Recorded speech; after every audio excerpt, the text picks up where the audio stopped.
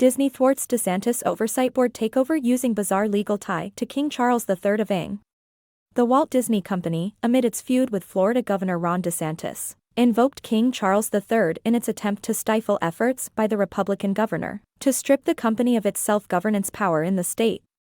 In February, after nearly a year of lawmakers working to dissolve Disney's special tax district, DeSantis signed a bill into law that ends Disney's self-governing power and puts the media giant under the control of a state board. The same month, in the hours before the Florida House of Representatives approved a state takeover, the board, still under control of Disney-allied appointees at the time, transferred many duties of the special district over to Disney's control.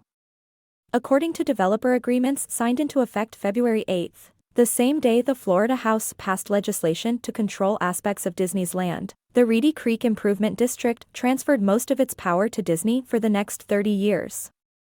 The agreement, which gives Disney the ability to no longer seek board approval to construct complex projects or buildings at certain heights, as well as sell or assign development rights, used a royal clause dating back to 1692 in Great Britain.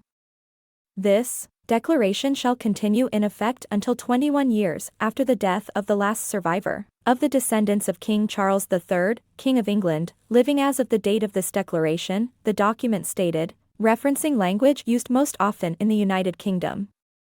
So, as long as one of those grandchildren makes it 80, this clause would be there for 100 years, said Robert Lord, senior advisor on tax policy at progressive group Patriotic Millionaires, according to NBC News. The agreement featuring the clause went into effect prior to February 27, when DeSantis replaced the Disney-allied board members with Republicans.